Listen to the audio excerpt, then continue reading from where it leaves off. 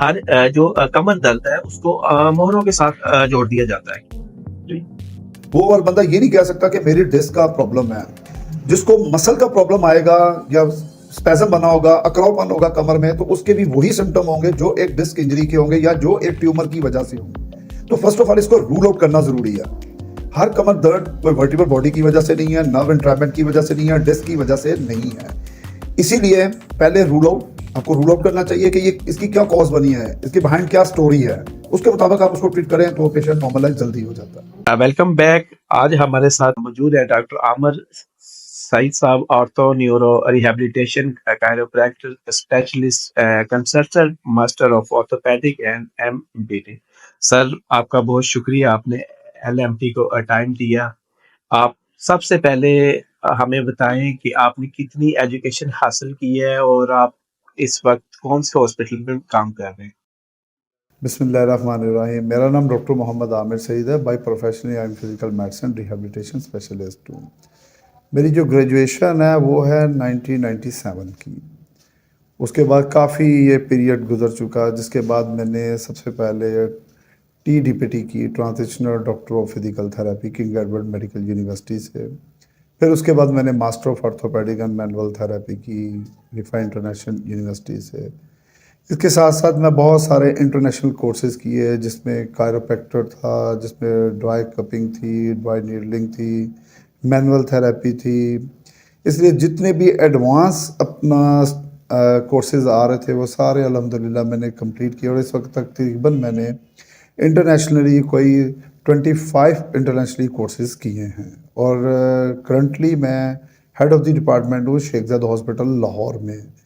और मैं पूरा एक टर्शी केयर हॉस्पिटल है जो 1700 बेडेड है, और वहाँ पे मैं काम कर रहा हूँ। अच्छा सर, सबसे पहला मेरा जो सवाल है वो ये कि आप जो थेरापी में ताज़ा तरीन जो पेशरफ्त होती है, आप कैसे अप टू डेट रहते हैं।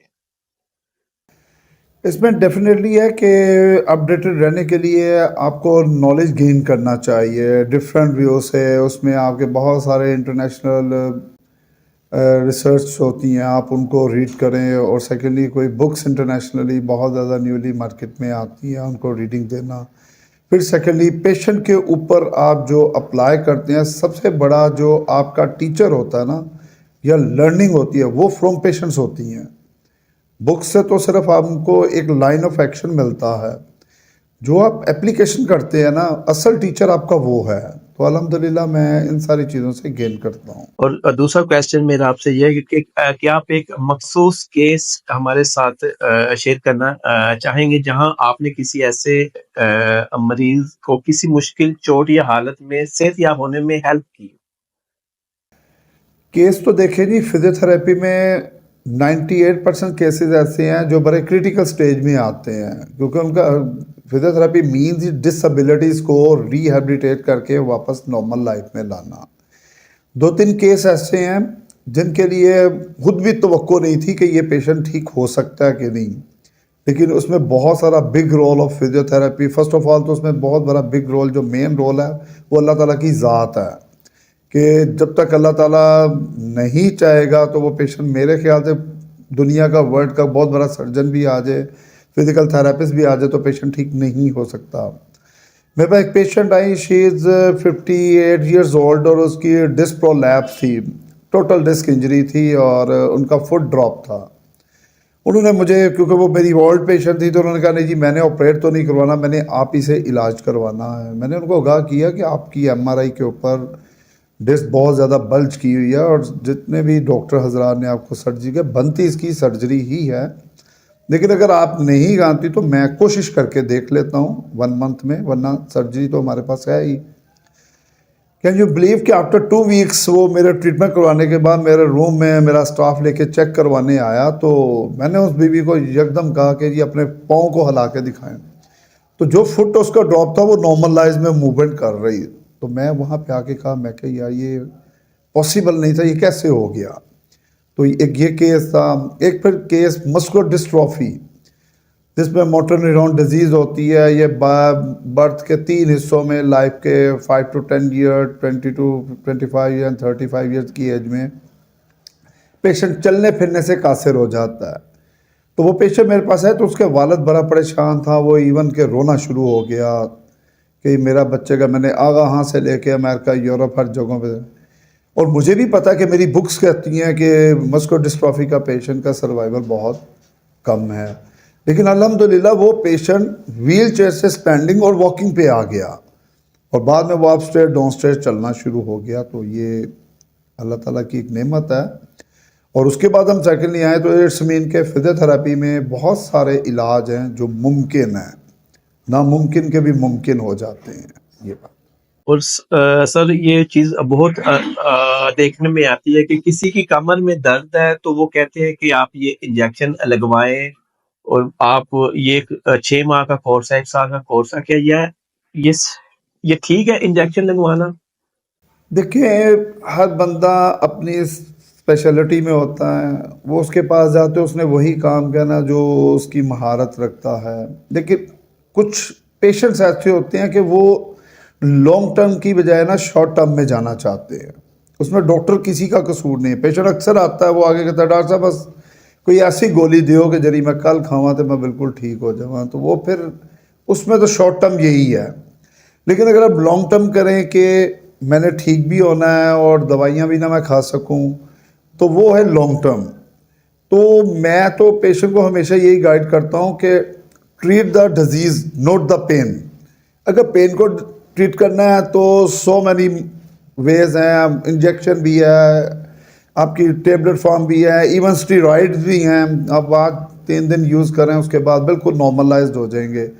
लेकिन आपकी जो बेसिक बीमारी थी वो ट्रीट नहीं हुई, तो इसलिए आपका एम होना चाहिए टू ट्रीट द डिजीज़। अगर आपकी स्पाइन में इशू बना है, कोई डिस्क इंजरी बनी है या डिस्क कंप्रेशन बना है, तो उसको ट्रीट करें।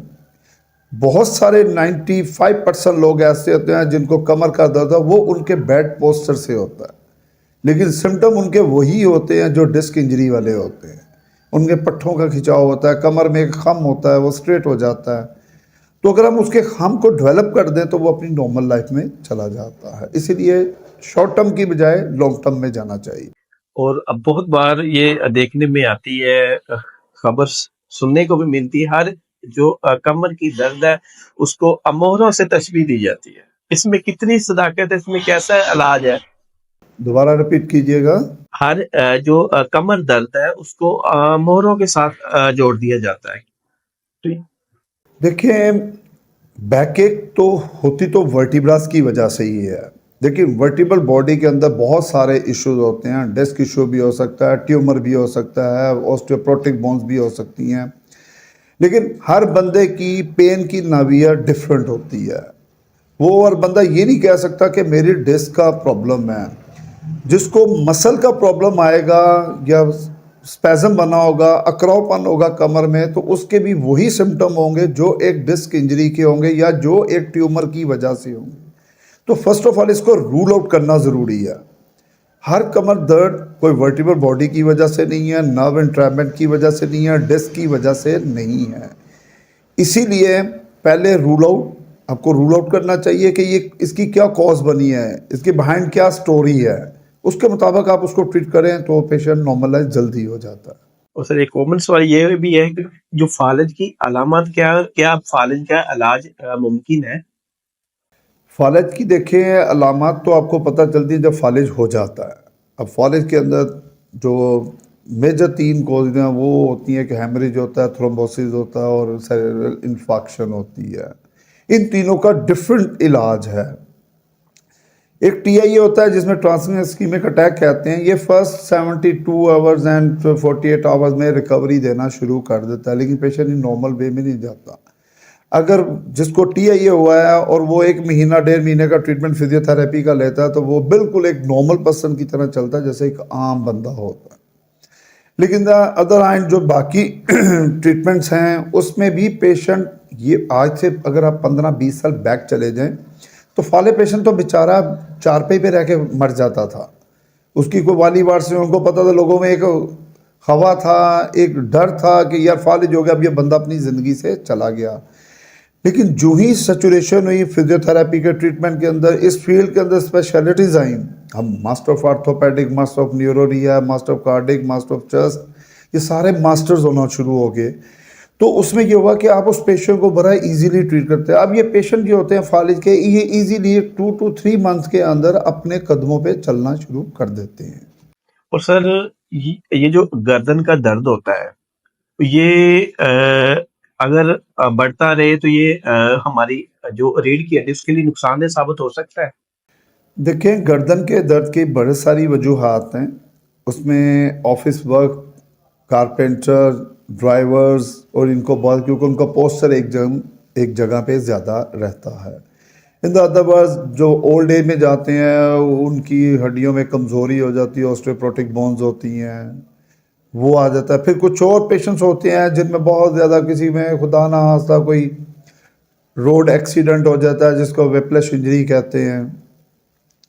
अब इन सारों का इलाज तो मुमकिन है, लेकिन ये थोड़ा सा लॉन्ग टर्म होता है, क्योंकि आप नेक को स्टेबलाइज नहीं कर सकते, एक जगह रुका नहीं सकते, सारा दिन वर्किंग आवर्स में उसमें यूज़ होना होता है।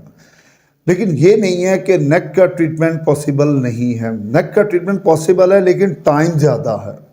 मैं फिर वही बात कह रहा हूँ कि लोग टाइम से घबराते हैं, लेकिन मेरी एडवाइस यही है, टाइम से मत घबराएं, बजाय कि बाकी चीज़ों का ट्रीटमेंट लेके आप अपने जिगर, मैदा, इन सबको ख़राब कर लें, तो बेहतर है लॉन्ग टर्म में जाए और इसका इलाज करवाएं, तो ये मुमकिन है। अब इसमें बहुत सारी वजूहात है कि नेक दर्द के लोगों को मोस्ट प्रोबली बाजू में सुनपन शुरू हो जाता है। और एक मैं इस चैनल के थ्रू बताऊंगा, कई लोग ऐसे होते हैं कि जिनको अगर लेफ्ट साइड पे रेडिएटिंग होती है तो वो सबसे पहले सोचते हैं कि हमें कोई दिल का आर्जा तो नहीं हो गया। वो सबसे पहले हार्ट स्पेशलिस्ट के पास जाते हैं, ईसीजी करवाते हैं, ये कर एंड पे पता चलता है वो कहता है आपको हार्ट तो आपको बिल्कुल ठीक है, तो वो फिर कोई दवाइयाँ लिख देते हैं। हालांकि उस वक्त उनको भी चाहिए कि उन्हें कहें जी कि अपनी नेक को रूल आउट करें। लेकिन मैं ये भी मना नहीं करूंगा कि अगर आपको लेफ्ट साइड पे नेक की वजह से भी पेन है तो आपको अपने कार्डियोलॉजिस्ट को ज़रूर दिखा लाना चाहिए, ताकि एक वे से आपको ये पता चल जाए कि मेरे हार्ट में कुछ नहीं है, मेरा ट्रीटमेंट मेन ये है, बजाय वो हार्ट की वजह से बन रहा और हम ट्रीटमेंट देते रहे नेक का, तो वो कल को उसको कोई ना कोई मिसहैप हो सकता है। अच्छा सर, जो हमारे पॉडकास्ट का दूसरा होता है सेक्शन, उसमें होते हैं रैपिड क्वेश्चन।